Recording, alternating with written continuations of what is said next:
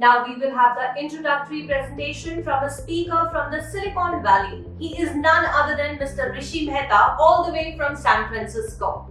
Rishi is a seasoned management professional with vast experience in product management, engineering, business planning, strategy in various domains spanning wired, wireless, cloud, big data, analytics, IoT, etc. And moreover, he is a technology expert to address the opening note. This is Rishi Mehta. I'm based out of Silicon Valley, California. So I thank Mr. Deepak as well as Infotech Forum for inviting me today to give a talk on digital transformation and security. I have been involved in the high-tech industry for more than 26, 27 years. I've built products from scratch, a lot of emerging technologies across the telecom, enterprise, and cloud domains. I have worked very closely with various enterprise verticals around the world, with different service providers as well, and very fortunate to share my experience with you on the digital transformation and security in this conversation today. So first, a small safe harbor statement, which says that all these views that you are going to hear they are my views. They don't represent the views of my previous or current employers. So this is an aggregate knowledge that I've gathered over the years that I'm going to share with you.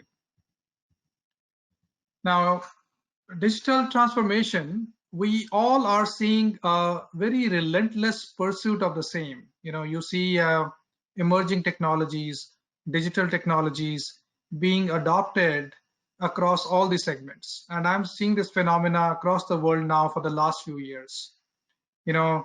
We see that in our personal lives, whether it's the gadgets like, Alexa, Google, which are acting as your personal assistants, IoT sensors coming up to your help, even in your communities and cities, spanning across smart city initiatives that are going on in the world. And some of the smart cities, that have even happened in India, like with Gandhinagar and few more smart cities now coming up. Then a lot of public sector, whether these are the public sector entities and federations like banks and other, which have their own adoption curve on the digital technologies. And finally, the enterprises. These are the private enterprises which span across various verticals. And that's where we see a lot of rapid growth in digital technologies adoption for a variety of reasons. One, to stay competitive, but more important, to actually add more and more value to their customers, and also, keep a long-term sustainable business model alive. So those are, some of the drivers we have been seeing in digital transformation, and this is happening across all the verticals now. Some verticals are moving faster than the others, like the enterprises. Private enterprises are moving a little faster compared to some of the other verticals. But the key out here is everybody's on this journey. And let me share now some of the common things that I'm seeing across this digital transformation journey. And keep in mind, there is no end to this journey. This is truly a journey, a very remarkable journey. And the only constant thing out here is a constant change out here. So let me share with you some of the industry segments. What are the main drivers out there and how some of the technologies are being used. In the retail is going through a big shift across the world, as you can see. Some of the shifts that we are seeing is, more and more stores are moving online, and within online, there is a lot of, competition coming up. So there is a complete disruption that's waiting to happen, next level of disruption waiting to happen on the e-commerce. Customers are getting more impatient. They want their products and services delivered now. So, you see basically new models coming up on rapid home delivery. And consumer patterns, they continue to change all the time. As customers, they basically look at their needs and they look at the time to market that matters to them. And now they can see the trends happening around the globe. So their patterns are changing as well. and the retail segment, that has to address to them, has to adapt very quickly. And you typically see this both in the online as well as in the offline.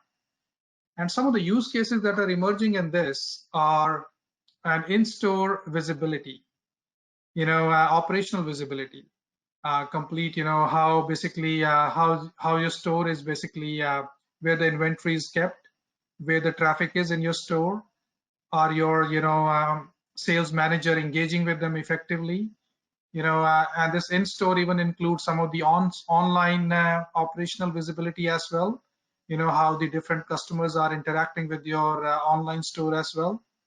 And in the coming time, you will see more and more multimedia stores. Let me give you some examples of multimedia stores. I've started seeing them in the US, and I think India is not too far off in the coming time.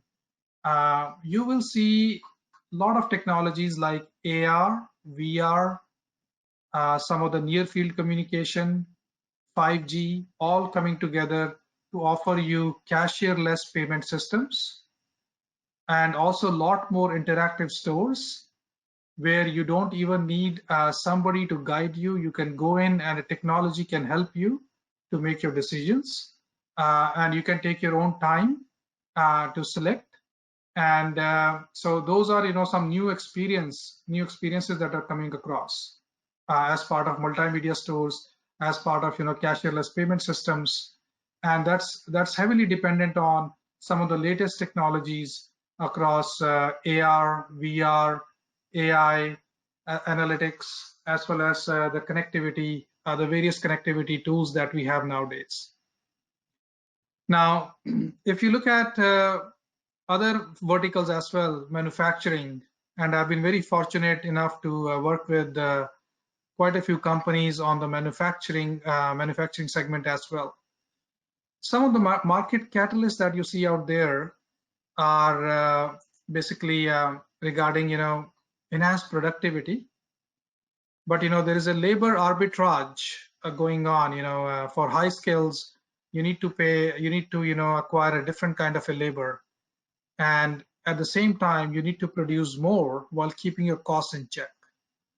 So how do you do that? You have to again go, take some help of the technology in this case, so that, you can complement the high skill labor with the technology so that you can enhance the productivity and still keep your costs in check. We live in a world where personalization of the services matters a lot.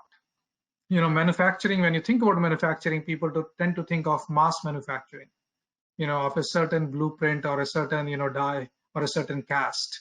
So now imagine a world where you have to manufacture at the same pace where you're manufacturing in mass, but this time you're even customizing and personalizing some of the end products. That's a challenge in front of this segment.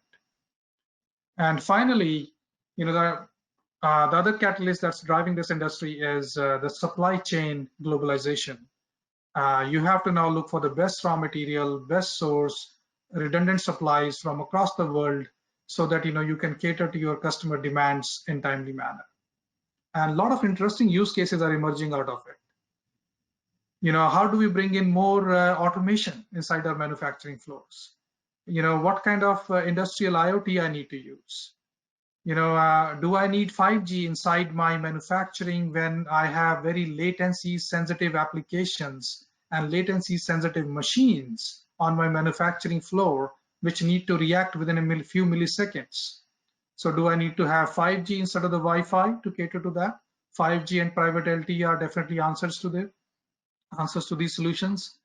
Then, more and more remote control of heavy machinery as well. And that again includes, a lot of technology, a lot of network changes on the manufacturing floor, as well as in the basically the NOCs, the data centers, and the remote centers. Smart supply chain solutions, they are becoming very paramount. And one of the reasons is manufacturing industry, just like other industry, it wants to respond to customers' problems very quickly. And to do so, it needs to have the technology where it can track the product coming from the source all the way into the manufacturing plant and ending up in a customer. So anytime there's a defect, somewhere in the product along this value chain, they should be able to quickly track where this actually raw material came from so that they can work with that particular source and start fixing the things right at the source level. So, and all this can be enabled via the technology like, data analytics, a lot of monitoring and tracking tools that have come up in the place. So you will see Industry 4.0 evolution in the manufacturing using a lot of these emerging and the foundational technologies. And then one more, if I can touch upon, is the healthcare. In healthcare, people have been talking about telemedicine for quite a number of years. But now, because of COVID pandemic, you see the telemedicine picking up quite a lot. Physicians have been now treating patients remotely. I have been involved in the use cases where doctors are doing ultrasound therapy. They are assisting in the surgeries also remotely. And to enable that, you need high-speed networks, ultra low latency, high speed, high fidelity networks. So again, technologies like CBRS, 5G are being very critically evaluated out there with the tools AR and VR coming in the whole basket as well. So those are some of the things, major shifts happening on the healthcare side. Now you have to couple all this, with the catalysts that are coming up in the healthcare, whether it's the rising healthcare cost, patients getting more and more knowledgeable. They want to figure out very quickly soon what's happening to them. They want to diagnose things on their own. They want to see where they stand with the rest of the population. So again, you'll see the medical records, the discussion of the medical records across various countries, including India now, digital health. So all these are now becoming drivers, and you will see technology playing a very pivotal role out here. And then outside of these three segments, there are multiple other segments, whether it's an education, both primary and university level education, where you see technologies coming in. You see the venues, stadiums, convention centers, railway stations, plenty of technology to cater to a lot of use cases where you need to react to the customers quickly. Hospitality, that includes your hotels, whether the smaller hotels or the bigger hotels. Name an enterprise segment, and it has now been impacted by the use of these technologies, given the headwinds in the market and the use cases they have to solve. Now, one thing that gets always overlooked, unfortunately, as people look at the use cases and how the technologies, emerging technologies, can solve them, like some of the use cases that we talked about, is the piece of security. Security existed, the challenges of security and solving those security issues existed even with the legacy technology that we had in the past. And in my mind, it's going to become even much more critical when we start using some of these technologies even more and more in the coming time. The security will become even of more paramount importance. So imagine a world, where you have multiple sensors, hundreds, thousands of sensors deployed in an enterprise. In your, let's take a manufacturing flow. You have now put a lot more industrial IoT devices out there. You put, small cells, 5G small cells inside. You have put private LTE, their Wi-Fi access points, all deployed inside in your manufacturing flow to make it a smart manufacturing unit. If somebody were to hack into any one of these nodes, into any one of these IoT sensors and make them rogue, this can cause a havoc on your manufacturing floor. So not only it can disrupt your entire assembly line, it can actually leak out your competitive information out in the field. Somebody could create an entire espionage network on your floor, besides hammering your entire manufacturing line. So I think these problems are going to compound excessively. Imagine, the same thing could happen with connected cars. Everybody has been talking about car entertainment and connected cars. Imagine even if few hundred of the connected cars in the city were to be hacked, you could actually put a traffic to a standstill in some of the areas of the network. And you imagine the cases where the cars could even be hijacked now, just because somebody is able to hack into it. So the point here is, whether it's a device, network, application, any content that you're touching as part of finding a solution for your segment, it becomes a vulnerability point. It becomes a point where somebody can come and attack it and take over your entire network and application and create more issues for you. So there is an old saying, if you remember, science solves a problem, but it sometimes creates 10 more problems.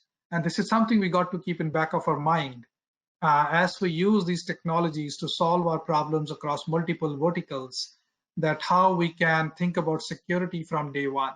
I think we don't want security to be one of those areas which ends up creating 10 more problems while we end up using these technologies. So it has to be, security has to be fed, has to be put into our DNA, into our mindset as we adopt these technologies. When we think of these technologies, when we think of design centered around these technologies, we have to think of security also from day one.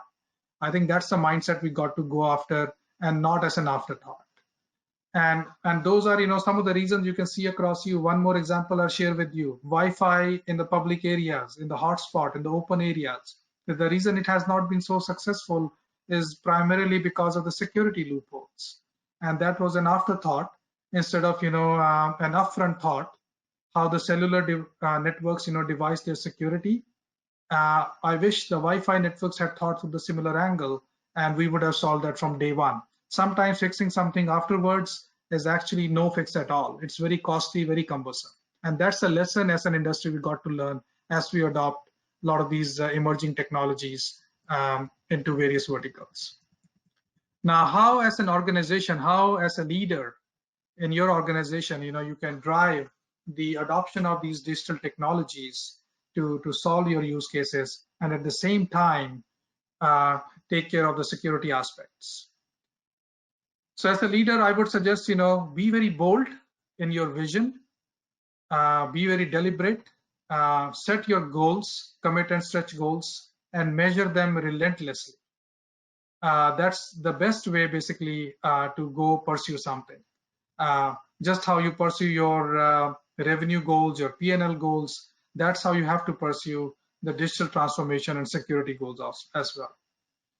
Think holistic, think big picture. You can do the experiments in a very controlled manner with a certain group and a certain BU. But if you just leave your experiment alone in that group and do not have a plan to implement it across the different BUs, across the different groups in a company, then you're not going to reap any benefits. The weakest link in the chain, typically defines the strength of a link, as we all know. So you want to make sure all the links, which are your different groups, different BUs, they actually get incorporated in your plan when you think of the digital transformation and putting together stricter security protocols. Then finally, the constant alignment across leadership team and the execution team, operational team. Constant alignment on the goals, objectives, plans, checking your milestones and talking continuously about it.